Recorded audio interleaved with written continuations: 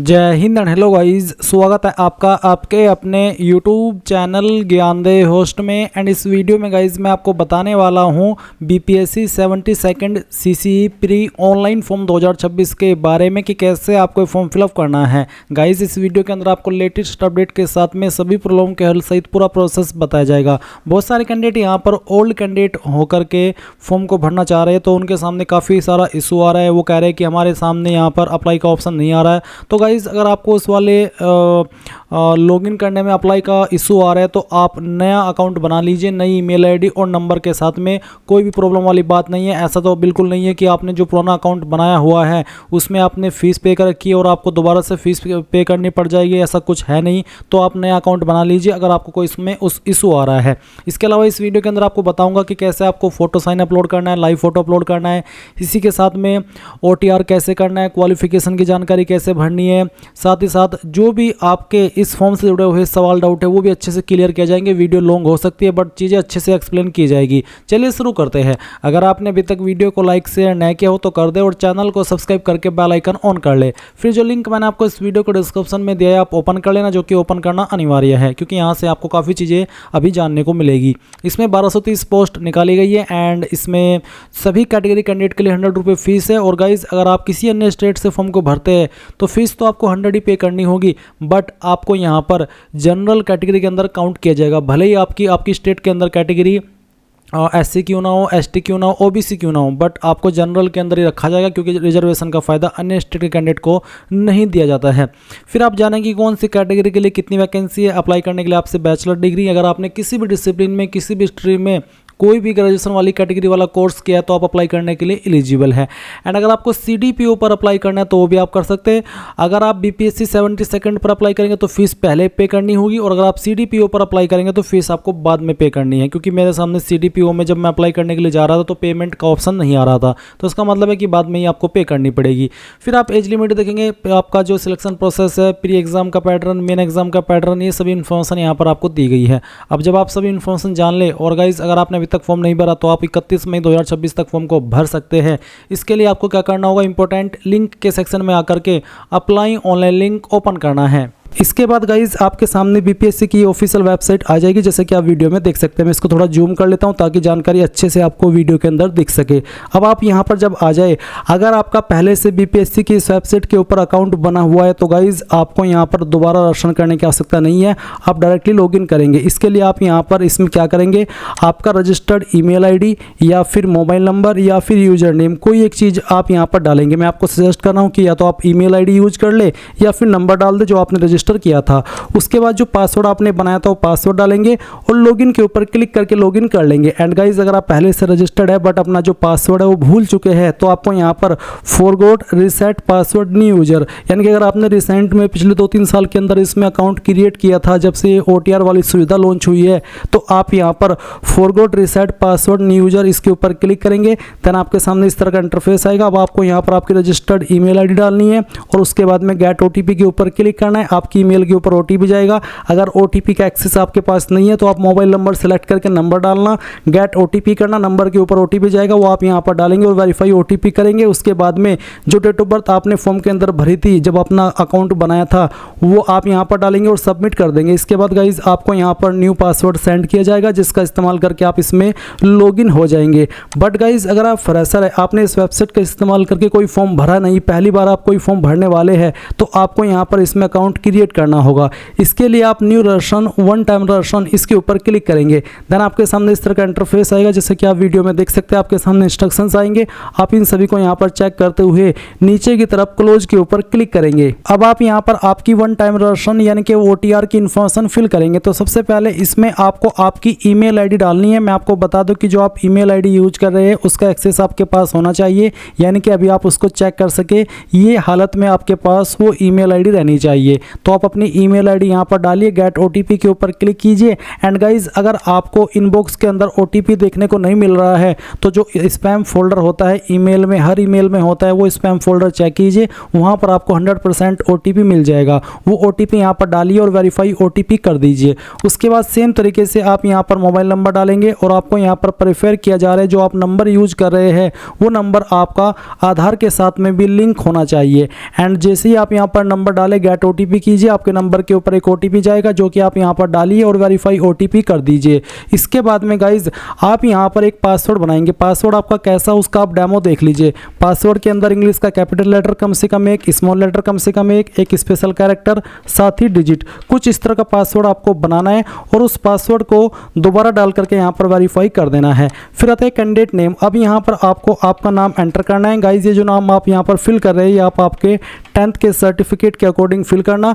और ध्यान दीजिए जो नाम आपका 10th के सर्टिफिकेट के अंदर है वही नाम आपका आधार कार्ड के अंदर भी होना चाहिए, क्योंकि गाइज जब आपका डिजिलॉकर से डिटेल्स फैच किया जाएगा तो वहाँ पर जो आपकी जानकारी होगी डिजिलॉकर के ऊपर वो आपकी और ये जो आप इन्फॉर्मेशन भर रहे हैं वो मैच की जाएगी। अगर वो मैच नहीं हुई आधार वाली एंड 10वीं के सर्टिफिकेट वाली तो आपको प्रॉब्लम फेस करनी पड़ सकती है। इसके बाद गाइज जैसे ही आप यहाँ पर आपका नाम डालें, आपको वेरीफाई कैंडिडेट नेम के अंदर दोबारा से नाम डालना है और उसको वेरीफाई कर देना है। इसके बाद जो आपका फादर नेम है वो आप यहाँ पर डालेंगे एंड देन फादर नेम को भी दोबारा डाल करके वेरीफाई कर देंगे। इसके बाद आप देखेंगे मदर नेम, तो आपको आपकी माताजी का नाम डालना है, माताजी का नाम भी दोबारा डाल करके वेरीफाई कर देना है।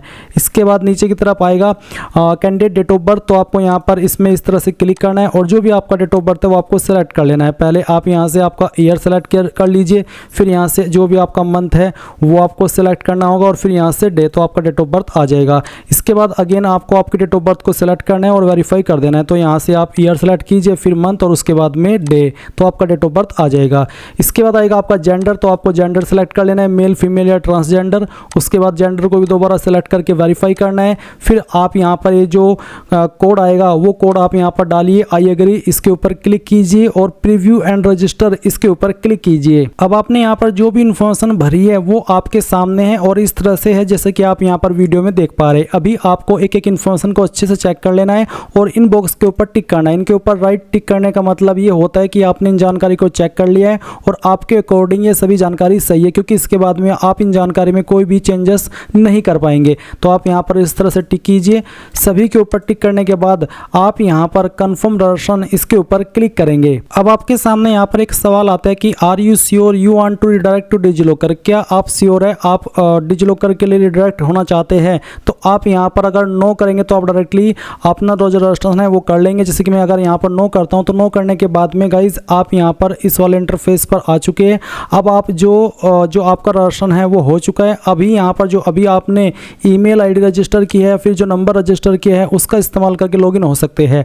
आप यहाँ पर आपका रजिस्टर्ड ईमेल आईडी या नंबर डालिए एंड जो पासवर्ड आपने बनाया वो यहाँ पर फिल कीजिए और लॉगिन कर लीजिए। और अगर आप डिजिलॉकर वाले सवाल पर यस कर देते हैं तो आपको डिजिलॉकर की वेबसाइट के ऊपर डायरेक्ट किया जाता है, जहाँ से आपको डिटेल्स फैच करने को बोला जाता है। आप वहाँ पर लॉगिन करते हैं और डिटेल्स को फैच कराते हैं। बट मैंने यहाँ पर डिजिलॉकर से फैच नहीं कराया और ऐसा नहीं है कि मैं फैच नहीं करा सकता, अभी भी लॉगिन करके मैं उसको करा सकता हूँ। पहले चलिए हम लॉगिन कर लेते हैं। तो आप यहाँ पर डिटेल्स डालिए अपनी जो भी आपने यहाँ पर बनाई और लॉगिन के ऊपर क्लिक कीजिए। जैसे ही आप यहाँ पर डिटेल डाल करके लॉगिन के ऊपर क्लिक करते तो ये कैप्चा कोड आता है, वो कैप्चा कोड आप यहाँ पर इस तरह से भर दीजिए जैसे कि मैंने भरा और फिर प्रोसीड के ऊपर क्लिक कर दीजिए। अब फिर से आप यहाँ पर एक सवाल देख रहे हैं कि क्या आपको डिजिलॉकर के लिए रिडायरेक्ट होना है। अगर होना है तो यस कर दें, नहीं होना है तो आप यहाँ पर नो कर सकते हैं। अगर मान लीजिए आप यस करें तो क्या होगा वो आप देख लीजिए। चलिए मैं यहाँ पर यस कर देता हूँ। अब यस करने के बाद आपको डिजिलॉकर की वेबसाइट के ऊपर भेज दिया है।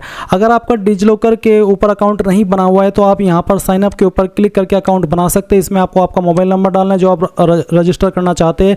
मैं आपको सजेस्ट करूँगा आप यहाँ पर वही नंबर यूज कीजिए जो आधार कार्ड के साथ में लिंक हो और जो आपने अभी OTR करते समय यूज किया है। और फिर जनरेट OTP के ऊपर क्लिक कीजिए, आपको OTP सेंड किया जाएगा। वो OTP आप यहाँ पर डाल देना, फिर अपना फुल नेम डालना जो अभी आपने फॉर्म के अंदर भरा और जो आपका 10th के सर्टिफिकेट में और आधार में भी है। उसके बाद डेट ऑफ बर्थ सेलेक्ट करेंगे, जेंडर सेलेक्ट करेंगे, एक यूजर नेम बनाएंगे, पिन डालेंगे जिसके माध्यम से आप लॉगिन होना चाहते हैं, पिन को दोबारा डालेंगे और फिर ये I consent to terms of use इसके ऊपर टिक करके वेरीफाई कर देंगे।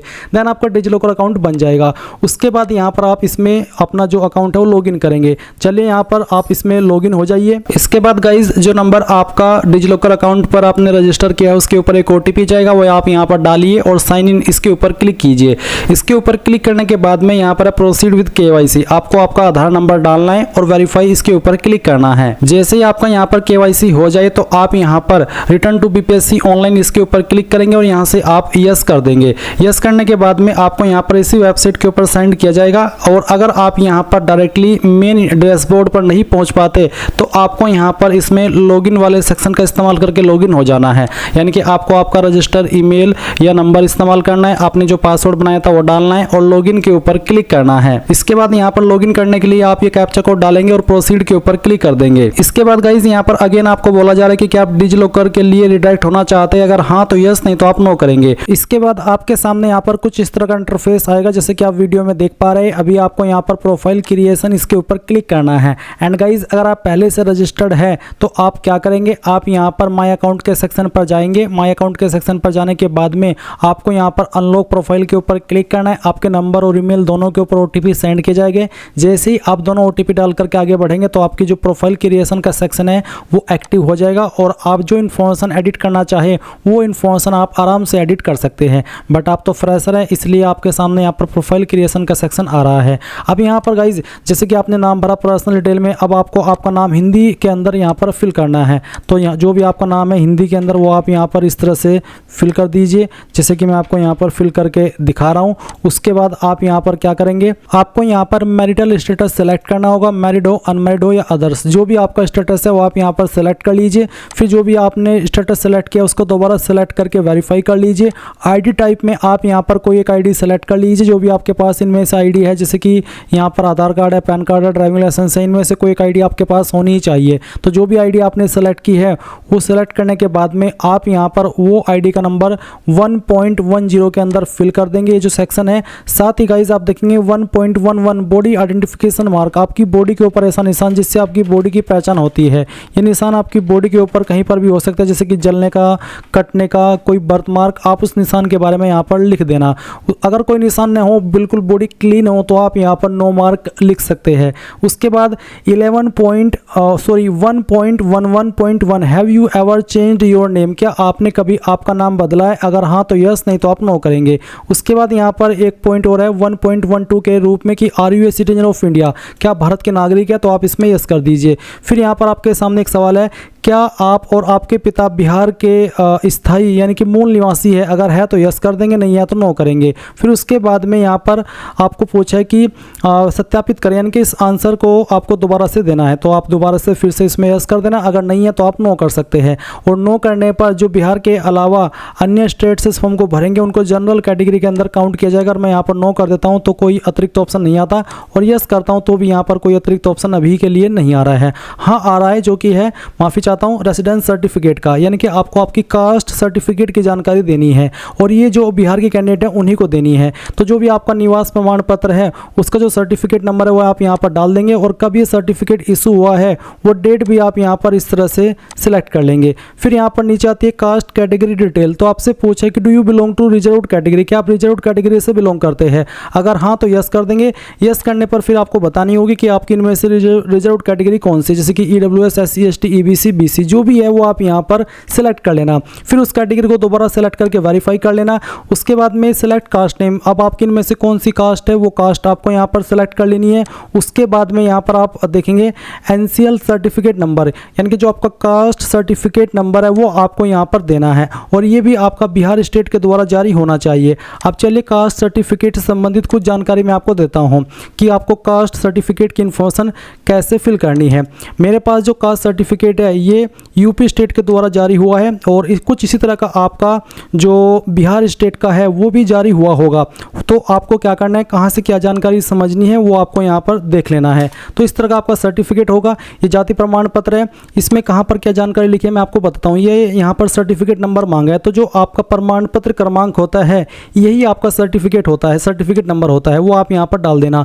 इशू डेट भी आपको यहाँ पर जारी दिनांक के सामने देखने को मिल जाती है, तो जो भी आपकी जारी दिनांक है वो आप यहाँ पर इसमें इस तरह से सिलेक्ट कर लेना। उसके बाद में आप यहाँ पर नीचे की तरफ देखेंगे सर्टिफिकेट इश्यूड बाय, किसके द्वारा सर्टिफिकेट जारी हुआ है, CO, RO, SDM या DM, इनमें से जिसके द्वारा भी जारी हुआ है वही आप यहाँ पर सिलेक्ट कर लीजिए।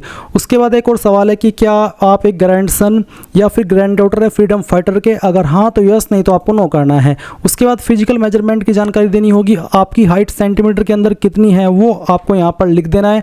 आपका वेट किलोग्राम के अंदर कितना है वो आपको यहाँ पर लिख देना है। आपकी चेस्ट सेंटीमीटर के अंदर कितनी है वो आपको यहाँ पर लिखनी है, ये आपको लिखनी है बिना फुलाए, और फुला करके कितनी हो जाती है वो लिखनी है आपको यहाँ पर इस सेक्शन के अंदर, जो कि आपको यहाँ पर मैंने फिल करके दिखाया है।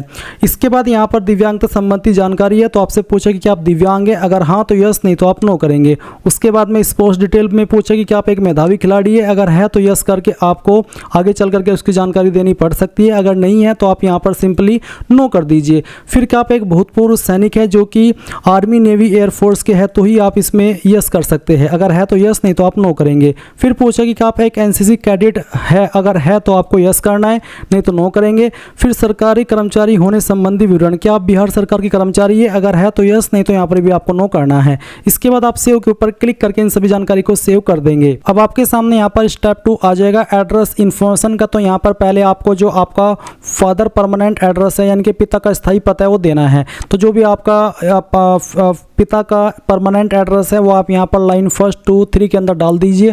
थोड़ा थोड़ा पार्ट आपके एड्रेस का इन तीनों लाइन के अंदर फिल कर देना। अपनी जो भी स्टेट है वो आपको यहाँ पर इस तरह से सिलेक्ट कर लेनी है। फिर जो आपकी डिस्ट्रिक्ट है वो आप सिलेक्ट कर लेंगे। आपका पिन कोड क्या है वो भी आप डाल देंगे। नीचे है कोरेस्पोंडेंस एड्रेस, यानी कि प्रेजेंट एड्रेस। तो गाइज अगर आपका जो पिता का परमानेंट एड्रेस है वही आपका प्रेजेंट एड्रेस भी है तो आप यहाँ पर सेम एज अबो इसको टिक कर देना। अगर ये एड्रेस अलग अलग है तो आप यहाँ पर अनटिक करके अलग से अपना प्रेजेंट एड्रेस फिल कर देना और उसके बाद सेव के ऊपर क्लिक कर देना। नाउ आपके सामने यहाँ पर जो स्टेप 3 है अदर इन्फॉर्मेशन का, ये भी एक्टिव हो चुका है। अब इसमें यहाँ पर कुछ सवालों के आपको आंसर करने हैं, तो आपको एक एक सवाल पढ़ना है और जो चीज़ आपके ऊपर लागू है उसमें यस करना है, जो लागू नहीं है उसमें नो करना है। जैसे कि सवाल है कि आपके विरुद्ध किसी न्यायालय में कोई अभियोजन लंबित है, यानी कि कोई केस पेंडिंग है, अगर है तो यस कर देना, नहीं तो आप नो कर देंगे। फिर क्या बार काउंसिल या मेडिकल काउंसिल या एसोसिएशन या अन्य व्यावसायिक संस्थान द्वारा अनुशासनात्मक या इसी तरह की कोई अन्य कार्रवाई शुरू की गई है आपके अगेंस्ट, अगर हाँ तो यस, नहीं तो आप नो करेंगे।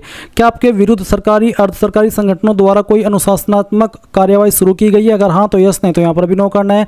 क्या आपके खिलाफ कोई कोर्ट केस दायर किया गया था, अगर हाँ तो यस, नहीं तो यहाँ पर भी नो करना है। फिर क्या आपको निकाला गया UPSC, BPSC या फिर किसी भी अन्य स्टेट का पब्लिक सर्विस कमीशन के द्वारा, अगर हाँ तो यस, नहीं तो आपको नो कर देना है। फिर कुछ और सवाल है जैसे कि यहाँ पर पुरस्कार, पदक, छात्रवृत्ति आदि की डिटेल्स, अगर आपने स्पोर्ट्स कोटा वाले ऑप्शन में यस किया था तो आपको यहाँ पर अपने स्पोर्ट्स की इन्फॉर्मेशन देनी होगी, एंड अगर आपने उसमें नो किया था तो आपके सामने ऑप्शन एक्टिव नहीं होगा। अब एक और सवाल है कि केवल TRE फिजिकल एजुकेशन अभ्यर्थियों के लिए ये ऑप्शन एक्टिव रहेगा, तो बेसिकली अब आपको इसमें कुछ नहीं करना है, यहाँ से सिंपली सेव कर दीजिए। ये इन्फॉर्मेशन सेव होने के बाद आप स्टेप 4 क्वालिफिकेशन इन्फॉर्मेशन के सेक्शन पर क्लिक करेंगे। अब गाइज सबसे पहले आपको यहाँ पर इसमें 10वीं की इन्फॉर्मेशन भरनी है, तो आप 10th मैट्रिक सेलेक्ट कर लेंगे एंड देन का क्वालिफिकेशन, नेम ऑफ क्वालिफिकेशन 4.2 में 10th मैट्रिक सेलेक्ट कर लेंगे। 4.3 यहाँ पर है सब्जेक्ट ब्रांच, तो ये इसके ऊपर एप्लीकेबल नहीं है, इसके लिए इनएक्टिव है। अब आपको स्टेट बतानी है कि कौन से स्टेट से आपने आपकी 10वीं पास की है, तो जिस भी स्टेट से किया है उस स्टेट का नाम आपको यहाँ पर सेलेक्ट कर लेना है। कौन से बोर्ड के द्वारा किया वो बोर्ड सेलेक्ट कर लेना है। अगर आपका जैसे कि मैंने यूपी सेलेक्ट किया तो यूपी का जो स्टेट बोर्ड है वो यूपी बोर्ड कहेगा।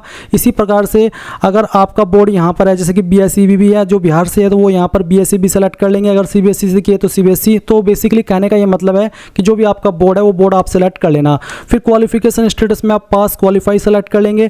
डेट ऑफ क्वालिफिकेशन कंप्लीशन, यानी कि कब आपने क्वालिफिकेशन पास कर ली थी, जो आपका 10th का सर्टिफिकेट है वो उठाइए और उसके ऊपर जो डेट है पासिंग वाली वो आपको यहाँ पर इसमें सेलेक्ट कर लेनी है इस तरह से। उसके बाद देखेंगे एक्स्ट्रा अटैम्प्ट, अगर कोई दिया था तो ठीक है, नहीं तो आप यहाँ पर इसमें जीरो लिख देना क्योंकि कोई एक्स्ट्रा अटैम्प्ट हमने नहीं दिया। उसके बाद ऑब्टेन्ड मार्क्स, तो कितने नंबर आपको आए थे वो यहाँ पर डाल देंगे, कितने में से आए थे वो आप टोटल मार्क्स के अंदर डाल देंगे। एंड गाइज अगर आपके नंबर CGPA के अंदर है तो आप यहाँ पर ऑब्टेन्ड मार्क्स में अपनी CGPA डालेंगे जो आपको प्राप्त हुई थी, और यहाँ पर टोटल मार्क्स CGPA में वो डालने जिसमें से आपको आई थी। उसके बाद परसेंटेज कितनी है वो आप यहाँ पर डाल देंगे। नंबर ऑफ एकेडमिक मंथ, तो इसमें गाइज बेसिकली 10वीं को 12 मंथ में काउंट किया जाता है, तो आप यहाँ पर 12 सेलेक्ट कर लेना। क्लास ग्रेड क्या थी, फर्स्ट डिवीजन पास, सेकंड, वो आप यहाँ पर सेलेक्ट कर लेंगे। मोड क्या था, डिस्टेंस, कोरस्पोंडेंस या फिर ट्रेडिशनल रेगुलर, तो रेगुलर थी, मैंने रेगुलर सेलेक्ट कर लिया। इसके बाद यहाँ पर कोई एक और नंबर है 4.17 सीट रोल नंबर, तो 10वीं का जो भी रोल नंबर था वो आप यहाँ पर डाल दीजिए। उसके बाद में ईयर ऑफ पासिंग किस साल के अंदर आपने पास कर ली थी वो साल आपको यहाँ पर सेलेक्ट कर लेना है। इसके बाद आप यहाँ पर ऐड के ऊपर क्लिक कर देंगे। ऐड के ऊपर क्लिक करने के बाद में ये जो इन्फॉर्मेशन है वो आपकी यहाँ पर इस तरह से ऐड हो जाएगी और यहाँ पर आ जाएगी। अब अगेन आपको यहाँ पर इसमें 12वीं की इन्फॉर्मेशन देनी है, तो आप यहाँ पर 12th इंटरमीडिएट सेलेक्ट कर लेंगे। इसके बाद नेम ऑफ क्वालिफिकेशन के अंदर इंटरमीडिएट को सेलेक्ट करेंगे। फिर यहाँ पर ब्रांच बताना है, आर्ट्स, कॉमर्स, MCVC या फिर साइंस, जो भी है वो आप सेलेक्ट कर लेना। फिर अपनी स्टेट बताएंगे, जौन सी भी स्टेट से आपने आपकी जो 12वीं है वो पास की है। फिर अपना बोर्ड बताएंगे। उसके बाद में आपका क्वालिफिकेशन स्टेटस में पास क्वालिफाइड सेलेक्ट कर लेना। डेट ऑफ क्वालिफिकेशन कंप्लीशन यानी कि कब आपने इसको पास कर लिया था वो आपको यहाँ पर इस तरह से सेलेक्ट कर लेना है। एक्स्ट्रा अटैम्प्ट अगर कोई दी तो आप लिख दीजिए, नहीं तो आप जीरो लिख देना, कोई एक्स्ट्रा अटैम्प्ट नहीं। फिर आपको बताना है आपकी CGPA या फिर आपके नंबर कितने आपको आए थे वो आप यहाँ पर एंटर करेंगे, कितने में से आए थे या फिर टोटल CGPA क्या थी वो आप यहाँ पर डाल देना 4.10 में। उसके बाद में गाइज परसेंटेज कितनी थी आपकी वो भी आप यहाँ पर एंटर करेंगे, मैं डेमो के लिए फिल करके दिखा रहा हूँ। उसके बाद एकेडमिक मंथ में आपको यहाँ पर 24 सेलेक्ट कर लेना, क्योंकि 10वीं के बाद में जो 12वीं होती है वो 24 मंथ में काउंट की जाती है, 11वीं 12वीं दोनों को काउंट किया जाता है। उसके बाद यहाँ पर आते क्लास ग्रेड, तो जो भी थी आपकी वो आप सेलेक्ट कर लीजिए। मोड क्या था, रेगुलर या प्राइवेट, वो आप सेलेक्ट करेंगे। फिर कंपलसरी सब्जेक्ट आपके पास क्या क्या थे वो आप यहाँ पर सेलेक्ट कर लीजिए, मैं इसमें साइंस सेलेक्ट कर लेता हूँ। उसके बाद यहाँ पर आप देखेंगे ऑप्शनल सब्जेक्ट, अगर आप देना चाहते तो आप सेलेक्ट कर सकते हैं, नहीं तो आप इसको खाली छोड़ दीजिए। और ये जो कंपलसरी सब्जेक्ट है वो आप यहाँ पर ज़रूर सेलेक्ट कर लेना। उसके बाद में जो आपका रोल नंबर था 12वीं का वो आप यहाँ पर डालेंगे। एंड देन किस साल के अंदर आपने पास कर ली थी वो आप सेलेक्ट करेंगे और ऐड के ऊपर क्लिक करके इस जानकारी को भी ऐड कर देंगे।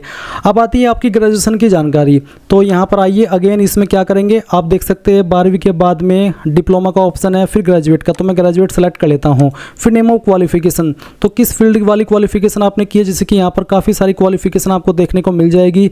तो इनमें से जो भी क्वालिफिकेशन आपने की है, जैसे कि BCom, B pharma, B honours, BA social science, BA programme, तो जो भी की है बेसिकली कहने का मतलब है वो आपको यहाँ पर सेलेक्ट कर लेनी है। आराम से देख लेना है, इसमें बहुत बड़ी लिस्ट है, आपको आपकी वाली क्वालिफिकेशन जो भी आपने की होगी वो यहाँ पर देखने को मिल जाएगी। अब जो भी आपने क्वालिफिकेशन सेलेक्ट की है, क्योंकि गाइज ग्रेजुएशन की कैटेगरी में बहुत सारी क्वालिफिकेशन आती है, बहुत सारे फील्ड आते हैं, तो जो भी आप क्वालिफिकेशन सेलेक्ट करेंगे उससे जुड़ा हुआ आपको यहाँ पर सब्जेक्ट ब्रांच में अपना जो सब्जेक्ट है, जो ब्रांच है वो आपको सेलेक्ट करना होगा। इसके बाद यहाँ पर फिर आपको आपकी जो स्टेट है जहाँ से आपने इसको पास किया है वो आप यहाँ पर सेलेक्ट कर लेंगे। बोर्ड यूनिवर्सिटी का नाम आप यहाँ पर सेलेक्ट कर लेंगे। फिर क्वालिफिकेशन स्टेटस पास या फिर अभी आप अपीयर्ड हो, तो जो भी है स्टेटस वो आप सेलेक्ट कर लीजिए। मेरा पास है तो मैंने पास सेलेक्ट कर लिया। अगर आप अपीयर्ड सेलेक्ट करते हैं तो गाइज यहाँ पर आप देख सकते हैं कि जिन ऑप्शन के सामने ये जो स्टार का आइकन लगा है इसमें ये फिल करना अनिवार्य है, बाकी ऑप्शन फिल करने जरूरी नहीं है। तो मेरे पास है, मैं इसको पास सेलेक्ट कर लेता हूँ। फिर आता है डेट ऑफ क्वालिफिकेशन कंप्लीशन, यानी कि कब आपने इसको पास कर लेता वो आपको यहाँ पर एंटर करना है। तो जब भी आपने इसको पास किया वो आप यहाँ पर सेलेक्ट कीजिए। फिर यहाँ पर आपका मंथ और डे, इसके बाद में एक्स्ट्रा अटैम्प्ट अगर कोई दिया तो आप लिख दीजिए, नहीं तो आप 0 लिखेंगे। उसके बाद कितने नंबर आपको आए थे वो नंबर आप यहाँ पर फिल कीजिए। मैं नंबर डेमो के लिए फिल करके दिखा रहा हूँ आपको। जैसे कि मैंने कहा कि आप यहाँ पर आपके रियल नंबर डालेंगे सभी ईयर के मिला करके। उसके बाद में आपको यहाँ पर आपके जो टोटल नंबर है वो एंटर कर देने हैं। उसके बाद आपकी परसेंटेज कितनी बनती है वो आप यहाँ पर डाल देंगे। नंबर ऑफ एकेडमिक मंथ कितने थे वो आपको यहाँ पर सेलेक्ट कर लेना है। आपकी क्लास ग्रेड क्या है वो सेलेक्ट कर लेंगे। अपना मोड सेलेक्ट करेंगे। उसके बाद में कंपलसरी सब्जेक्ट यहाँ पर आप सेलेक्ट कर लीजिए जो आपके पास थे। उसके बाद में कोई ऑप्शनल सब्जेक्ट आप देना चाहे वो दे सकते हैं, बाकी इन्फॉर्मेशन यहाँ पर देना अनिवार्य नहीं है। काउंसिल रजिस्टर नंबर है तो दे दीजिए, नहीं तो खाली छोड़ दीजिए। फिर आपका जो फाइनल ईयर का रोल नंबर था, लाइन के लास्ट ईयर का या लास्ट सेमेस्टर का, वो आप यहाँ पर डाल दीजिए। और फिर किस साल के अंदर पास की थी वो साल आपको सेलेक्ट कर लेना है और ऐड के ऊपर क्लिक करके इस जानकारी को भी आपको यहाँ पर ऐड कर देना है। तो इस तरह से आपकी जानकारी ऐड हो जाएगी।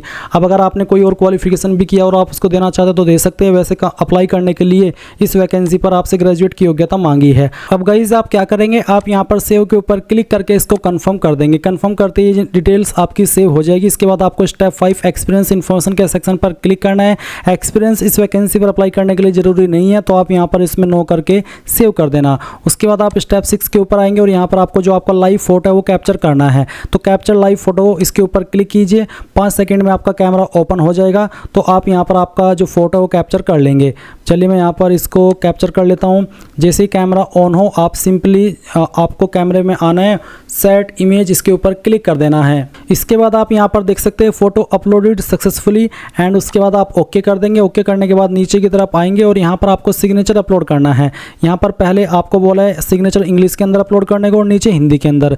इंग्लिश का सिग्नेचर तो कुछ भी हो सकता है, क्योंकि उसमें तो आप सिग्नेचर का मतलब ही सिग्नेचर होता है, जहाँ पर आप कुछ भी अपना जो साइन है वो रख सकते हैं, चाहे वो आपका नाम हो चाहे फिर कुछ अन्य चीज़, वो आप सिग्नेचर के अंदर अपलोड करेंगे इंग्लिश वाले। हिंदी के अंदर आपको सिंपली अपना जो नाम है हिंदी के अंदर वो अपलोड कर देना है। कई बार ऐसा होता है कि बहुत सारे कैंडिडेट का जो सिग्नेचर है वो हिंदी के अंदर ही होता है। तो अगर आपका हिंदी और इंग्लिश सिग्नेचर एक ही है, यानी कि आप सिग्नेचर अपना हिंदी में ही करते हैं, तो गाइज आप यहाँ पर दोनों में सेम फाइल अपलोड कर सकते हैं। बट फिर भी सजेशन यही रहेगा कि अगर आप अपना नाम लिखते हैं हिंदी, जैसे कि आप हिंदी वाला सिग्नेचर करते हैं, तो आपको इंग्लिश सिग्नेचर के अंदर अपना नाम इंग्लिश के अंदर लिख देना है।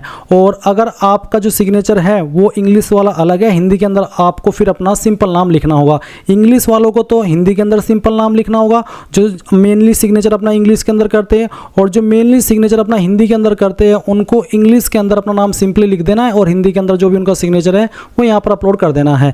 इसका साइज 15 KB से कम रखा है और जो पिक्सल है वो भी आपको यहाँ पर सजेस्ट किया गया है। तो आप चूज फाइल इसके ऊपर क्लिक कीजिए। जहाँ पर भी आपकी फाइल है सिग्नेचर की वो आपको यहाँ पर सेलेक्ट कर लेनी है। मैं चलिए आपको एक फाइल अपलोड करके दिखाता हूँ। जैसे ही आप आपकी फाइल सेलेक्ट करेंगे वो यहाँ पर इस तरह से आ जाएगी। फिर आपको यहाँ पर जो हिंदी वाली है वो भी आपको सेलेक्ट कर लेनी है।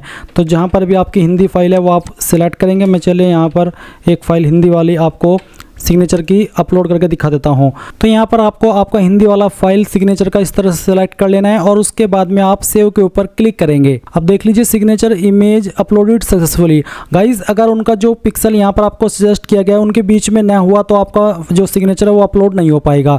ध्यान दीजिए आपके सिग्नेचर की जो चौड़ाई है वो 250 पिक्सल से लेकर के 320 पिक्सल के बीच में हो एंड हाइट उसकी 150 पिक्सल से लेकर के 220 पिक्सल के बीच में होनी चाहिए। अगर आपको इशू आए इसमें तो आप बता देना, मैं एक अलग से स्पेशल वीडियो बना दूंगा कि कैसे आपको अपने मोबाइल से इसको बनाना है। अब आप आई एग्री इसके ऊपर क्लिक करेंगे और अगर गाइज आपने एक बार सबमिट एंड लॉक प्रोफाइल कर दिया तो फिर आप कोई इन्फॉर्मेशन एडिट नहीं कर पाएंगे। हाँ, आप उसको दोबारा से OTP मंगवा करके एडिट जरूर कर सकते हैं। चलिए अब मैं सबमिट एंड लॉक प्रोफाइल इसके ऊपर क्लिक करता हूँ और यहाँ से कंफर्म कर देता हूँ। कंफर्म करने के बाद में आप यहाँ पर न्यू एप्लीकेशन इसके ऊपर क्लिक करेंगे एंड आप देख सकते हैं कि यहाँ पर आपको 72 सेकेंड CCE 2026 की वैकेंसी देखने को मिल रही है। अब आप यहाँ पर देख सकते हैं आपको बोला है एक्शन के नीचे पे फीस। आप पे फीस इसके ऊपर क्लिक कीजिए। इसके ऊपर क्लिक करने के बाद में आपको यहाँ पर फीस पे करने के लिए बोला जाएगा। तो आप यहाँ पर I understand wish to proceed इसके ऊपर क्लिक करेंगे और कंफर्म इसके ऊपर क्लिक कर देंगे। अभी आपको यहाँ पर इस तरह से एक ऑप्शन देखने को मिलेगा जैसे कि आप वीडियो के अंदर देख सकते हैं। आपको यहाँ पर सेलेक्ट करना है कंबाइंड कॉम्पिटिटिव एग्जाम एंड जो आपकी इसमें चाइल्ड डेवलपमेंट प्रोजेक्ट ऑफिसर की वैकेंसी, अगर आपको उस पर भी अप्लाई करना है तो आप वो भी टिक कर सकते हैं। एंड अगर आपको यहाँ पर कंबाइंड कॉम्पिटिटिव एग्जाम इसके लिए अप्लाई करना है तो आप इसको टिक कर देंगे। इसके बाद आप यहाँ पर देखेंगे पेमेंट का अमाउंट है और आप इसको टिक कीजिए। SBI को सेलेक्ट कीजिए और प्रीव्यू इसके ऊपर क्लिक कीजिए। फिर आप कंफर्म एंड पे इसके ऊपर क्लिक कीजिए। अब आपको यहाँ पर पेमेंट के पेज पर ट्रांसफर कर दिया है। आप आपकी फीस इनमें से जिस माध्यम का इस्तेमाल करके जमा करना चाहे कर सकते हैं। चलिए मैं यहाँ पर UPI सेलेक्ट करता हूँ, फिर UPI QR को सेलेक्ट कर लेता हूँ। उसके बाद में आप यहाँ पर पे फीस इसके ऊपर क्लिक करेंगे पे नाउ के ऊपर। चलिए मैं पे नाउ कर देता हूँ। अब मेरे सामने QR कोड आ चुका है, मैंने QR कोड यहाँ से स्कैन किया और अभी मैं यहाँ पर रियल टाइम में आपको फीस पे करके दिखा रहा हूँ। वैसे मैंने फॉर्म अपने लिए नहीं भरा, बस आपको दिखाने के लिए भर रहा हूँ और इसके लिए फ़ीस भी आपकी वजह से दे रहा हूँ, जिससे कि मेरी फ़ीस भले ही चली जाए बट आप लोगों की फ़ीस वेस्ट नहीं जानी चाहिए। तो मैंने यहाँ पर पेमेंट कर दिया। पेमेंट करने के बाद में आपको कुछ भी नहीं करना, ना तो बैक करना है और ना आगे बढ़ना है और वेट करना है थोड़ी देर के लिए। ऑटोमेटिकली आपको इसी वेबसाइट पर रिडायरेक्ट किया जाएगा जहां से आपने अभी अपना फॉर्म भरना स्टार्ट किया। देख लीजिए मैंने कुछ नहीं किया, पेमेंट सक्सेसफुल हो चुका है। और उसके बाद में यहाँ पर अब क्या करेंगे, please press continue to go my account. तो आप यहाँ पर कंटिन्यू के ऊपर क्लिक कर दीजिए। कंटिन्यू के ऊपर क्लिक करने के बाद में आपको माई अकाउंट के जो सेक्शन है उसके ऊपर ट्रांसफ़र किया जाएगा। अगर इसमें भी आपको वक्त लगे थोड़ा सा वेट करना है, जल्दबाजी नहीं करनी है। अब गाइज़ यहाँ पर जैसे ही आपके सामने इस तरह से इंटरफेस आ जाए तो आपको न्यू एप्लीकेशन के ऊपर अगेन क्लिक करना है और अप्लाई के ऊपर क्लिक करना है। जैसे ही आप अप्लाई के ऊपर क्लिक करेंगे इस तरह से वैकेंसी आएगी, प्रोसीड फॉर एप्लीकेशन। अब आप इसके ऊपर क्लिक कर देना। अब यहाँ पर जो भी इन्फॉर्मेशन आपने OTR के अंदर भरी है वो सभी इन्फॉर्मेशन आपके सामने आप नीचे की तरफ आएंगे और यहाँ पर है provide answer of following question. तो इन क्वेश्चन के आपको आंसर करने हैं। जैसे कि पहला सवाल है कि enter previous attempts of appearing in competitive examination conducted by BPSC, यानी कि जो BPSC के द्वारा एग्जाम कंडक्ट किया, अगर आपने पहले कोई एग्जाम दिया है चाहे वो कोई सा भी एग्जाम हो BPSC का, उससे संबंधित पूछा है। आपको यहाँ पर जो एग्जाम BPSC के द्वारा कंडक्ट किए गए उसके बारे में पूछा है, ना कि इस बारे में कि आपने ये जो आपका 70 CC प्री है ये कितनी बार दिया, इसके बारे में नहीं। टोटल BPSC के द्वारा जो एग्जाम कंडक्ट हुए वो आपने कितने अटैम्प्ट दिए हैं। If you are not Bihar government employ, अगर आप बिहार गवर्नमेंट एम्प्लॉय नहीं है तो आप यहाँ पर 0 लिख सकते हैं, या फिर बेसिकली अगर आपने कोई अटैम्प्ट दिया ही नहीं तब भी आप यहाँ पर इसमें 0 लिख सकते हैं। इसके बाद यहाँ पर सवाल आता है enter certificate number of matric certificate, यानी कि जो आपका 10वीं का सर्टिफिकेट है उसका जो नंबर है सर्टिफिकेट का वो आप यहाँ पर डाल देना। उसके बाद enter issue date of matric certificate, यानी कि जो आपका 10वीं का सर्टिफिकेट है वो कब इशू हुआ है वो डेट आप यहाँ पर इस तरह से एंटर कर देंगे, जैसे कि मैं आपको यहाँ पर फिल करके दिखा रहा हूँ। इसके बाद आप देखेंगे enter certificate number of graduate passing certificate, जो आपका ग्रेजुएट पासिंग सर्टिफिकेट है उसका नंबर आप यहाँ पर डाल देना। फिर वो जो सर्टिफिकेट है वो आपका कब जारी हुआ है उसकी डेट भी आपको यहाँ पर इस तरह से एंटर कर देनी है, जैसे कि मैं आपको एंटर करके दिखा रहा हूँ। अब गाइज आप यहाँ पर देखेंगे enter full address of palace where candidate stayed more than 6 month in last 3 year, यानी कि कैंडिडेट को यहाँ पर बताना है कि पिछले 6 महीने के अंदर अगर कोई कैंडिडेट 3 साल से ज़्यादा रहा है तो आपको यहाँ पर उस जगह का नाम पूरा एड्रेस आपको देना होगा। चलिए जहाँ पर भी रहा है उसका नाम आप डाल दीजिए। अगर आप अपने घर पर ही रहते हैं तो आप यहाँ पर अपना एड्रेस ही डाल दीजिए, क्योंकि इसमें आपसे सिंपली पूछा है कि कैंडिडेट 3 साल से ज़्यादा जहाँ पर भी रहा है पिछले 6 महीने के अंदर उस जगह का नाम आपको देना होगा, बेसिकली पूरा एड्रेस भरना है। फिर enter from date of palace where candidate stayed more than 6 month in last 3 year, यानी कि आपको यहाँ पर डेट बतानी है कि कौन सी डेट से आपने उस जगह पर रहना स्टार्ट किया था। अब अगर आप शुरुआत से ही अपने घर पर रहते हैं या फिर अगर आप कहीं पर और रह रहे हैं तो आपको पता ही होगी मैं वहाँ पर कब गया था, बट अगर आप अपना ही घर पर रह रहे हैं शुरुआत से लेकर अभी तक तो गाइज़ जो भी आपके डेट ऑफ बर्थ है वही आप यहाँ पर इसमें एंटर कर देना। क्योंकि गाइज़ जैसे कि मैंने अभी आपको बताया कि आपसे यहाँ पर सिंपली ये पूछा जा रहा है कि जहाँ पर भी आप 3 साल से ज़्यादा रहे हैं उस जगह के बारे में जानकारी दीजिए, उसका एड्रेस दीजिए और फिर बताइए कि किस डेट में आपने वहाँ पर रहना स्टार्ट किया था। फिर पूछा है enter to date of palace where candidate stayed more than 6 month, यानी कि यहाँ पर तो आपने दी है फ्रॉम डेट यानी कि जब आपने रहना स्टार्ट किया था, और टू डेट का मतलब है जब तक आप वहाँ पर रहे हैं। तो जब तक भी रहे हैं वो आप यहाँ पर इस तरह से एंटर कर देंगे, जैसे कि मैं आपको यहाँ पर एंटर करके दिखा रहा हूँ। फिर पूछा है enter full address of palace where candidate stayed more than 6 month in last 3 year.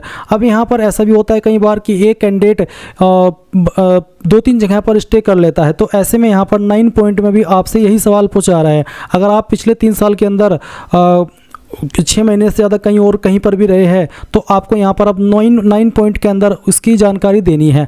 अब जैसे कि कैंडिडेट पिछले 3 साल के अंदर 1 साल कहीं और रहा, 1 साल कहीं और रहा, 1 साल कहीं और, इस तरह से, तो उसके संबंध में ये 9 पॉइंट है। अगेन आपको यहाँ पर अगर आप एक से ज़्यादा जगह पर स्टे किए हुए तो आपको यहाँ पर 9 पॉइंट में भी उसकी जानकारी देनी होगी। बट अगर आप पिछले 3 साल के अंदर 6 महीने से ज़्यादा किसी जगह पर रहे हैं तो आपको ये 9, 10, 11 पॉइंट भरने की आवश्यकता नहीं है। अब 12 पॉइंट आता है enter full address and name of 2 person who knows the candidate more than 6 month but not in relation, यानी कि आपको यहाँ पर उन 2 बंदों के नाम देने जो कि आपको 6 महीने से ज़्यादा हुए जानते हैं, यानी कि इतना टाइम हो गया कि उन्हें 6 महीने से आपको जान रहे हैं बट वो आपके रिलेशन में न हो। रिलेशन से मतलब है कि आपके रिश्तेदार ना हो, आपके दोस्त होने चाहिए। तो जो भी है वो आपको यहाँ पर इस तरह से एंटर कर देना है। और जैसे कि मैं आपको यहाँ पर एंटर करके दिखा रहा हूँ, आपको यहाँ पर फुल एड्रेस यानी कि उनका जो पूरा नाम है वो भी देना है। जैसे कि चलिए मैं यहाँ पर फिल करके दिखा रहा सीताराम विवेक कुमार, उसके बाद में जो भी उनका एड्रेस है वो आप यहाँ पर एंटर कर देना। पूरा एड्रेस बेसिकली जो भी उनका एड्रेस है, पहले आप एक का नाम लिखेंगे, फिर उसके बाद में आपको यहाँ पर दूसरा नाम लिख देना है। पहले 12 पॉइंट में एक बंदे का नाम लिख देना है और फिर 13 पॉइंट में दूसरे बंदे का भी नाम लिख देना है। उसके बाद आप अप्लाई इसके ऊपर क्लिक करेंगे। जैसे ही मैंने यहाँ पर अप्लाई के ऊपर क्लिक किया तो गाइज मेरे सामने यहाँ पर इस तरह का ऑप्शन आया जिसमें कि यहाँ पर है अपलोड डॉक्यूमेंट्स। तो मेरे डॉक्यूमेंट पहले से यहाँ पर अपलोड है, बट अगर आप री अपलोड करना चाहते तो वो भी कर सकते हैं। जैसे कि मैट्रिक सर्टिफिकेट आपको अपलोड करना होगा, यानी कि 10वीं का सर्टिफिकेट जिसका साइज 100 KB से कम रहना चाहिए। आप अगर पहले ही अपलोड किए हुए यानी कि आपका अकाउंट पहले से बना हुआ है तो आप यहां पर उसको व्यू कर सकते हैं, री अपलोड भी कर सकते हैं। तो क्या करेंगे, सिंपली री अपलोड इसके ऊपर क्लिक कीजिए या फिर आपको यहां पर अपलोड का ऑप्शन देखने को मिलेगा। तो जहां पर भी आपकी फाइल है वो आपको सेलेक्ट कर लेनी है और यहां पर अपलोड कर देना है। और फॉर्मेट PDF का रखा है, अगर इमेज में है तो आप उसको PDF में कैसे बनाएंगे जान ले। गूगल के अंदर आना, सर्च करना इमेज टू PDF और इसके बाद ये जो पहली वाली वेबसाइट आएगी आई लव PDF, इसको ओपन कर लेना। सेलेक्ट JPG इमेज इसके ऊपर क्लिक करना, जहां पर भी आपकी फोटो फाइल है सेलेक्ट करना, ओपन करना और कन्वर्ट टू PDF के ऊपर क्लिक करके एक सिंगल क्लिक के अंदर इसको PDF के अंदर बना लेना और फिर यहाँ पर आपकी फाइल अपलोड कर देना। उसके बाद प्रूफ ऑफ कैटेगरी, अगर आप SC ST OBC है तो आपको कास्ट कैटेगरी सर्टिफिकेट अपलोड करना है। अगर आप बिहार के निवासी है तो आपको निवास प्रमाण पत्र भी अपलोड करना है। इसके बाद यहाँ पर अगेन आपको लाइव फोटो कैप्चर करना है, तो कैप्चर लाइव फोटो इसके ऊपर क्लिक कीजिए। इसके बाद गाइज आप यहाँ पर डिक्लेरेशन में नीचे आई एग्री के ऊपर क्लिक करेंगे और एंटर योर करंट प्लेस में जिस भी सिटी से आप है उस सिटी का नाम आप यहाँ पर डाल दीजिए। आपको आपका खुद का नाम नहीं डालना है, अपने छोटे मोटे जगह का नाम नहीं डालना है, अपनी सिटी का नाम डालना है। और उसके बाद सबमिट एप्लीकेशन इसके ऊपर क्लिक करेंगे। सबमिट एप्लीकेशन के ऊपर क्लिक करने के बाद your application is saved successfully, यानी कि आपका फॉर्म यहाँ पर सबमिट हो चुका है। आप यहाँ पर गाइज व्यू के ऊपर क्लिक कीजिए और उसके बाद में प्रिंट के ऊपर क्लिक कीजिए एंड आपके सामने इस तरह से फॉर्म का जो प्रिंट है वो PDF के रूप में अपने मोबाइल आपके कंप्यूटर या मोबाइल के अंदर सेव हो जाएगा। एंड इस तरह से गाइज आप लोग BPSC 72nd ऑनलाइन फॉर्म 2026 भर पाएंगे। आई होप ये प्रोसेस आपको पसंद आया होगा। अगर अभी भी कोई सवाल डाउट रह गया हो इतनी जानकारी के बाद भी तो आप कमेंट के माध्यम से पूछ लेना। Thanks for watching. जय हिंद।